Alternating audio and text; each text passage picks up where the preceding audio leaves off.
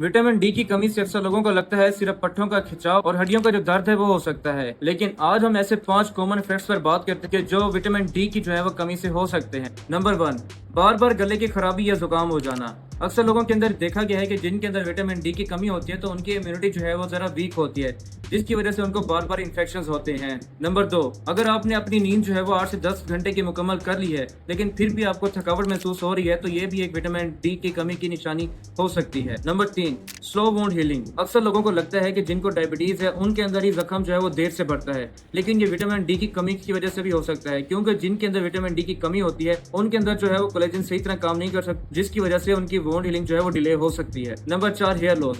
जिन लोगों के अंदर बाल जो है वो बहुत ज्यादा गिर रहे हो, एक तो ये जिंक की डेफिशिएंसी की वजह से होता है, या मर्दों के अंदर मेल पैटर्न बर्नस की वजह से हो सकता है, या फिर विटामिन डी की डेफिशिएंसी की वजह से भी हो सकता है। आखिर में है डिप्रेशन या लो मूड। इसका ताल्लुक भी विटामिन डी की डेफिशिएंसी से देखा गया है, क्योंकि विटामिन डी की डेफिशिएंसी से जो है मूड स्टेबलाइजर सेरोटोनिन जो है वो कम रिलीज होते हैं, जिसकी वजह से डिप्रेशन या लो मूड देखा गया है। क्या आपको भी विटामिन डी की डेफिशिएंसी है तो हमें जरूर बताइएगा।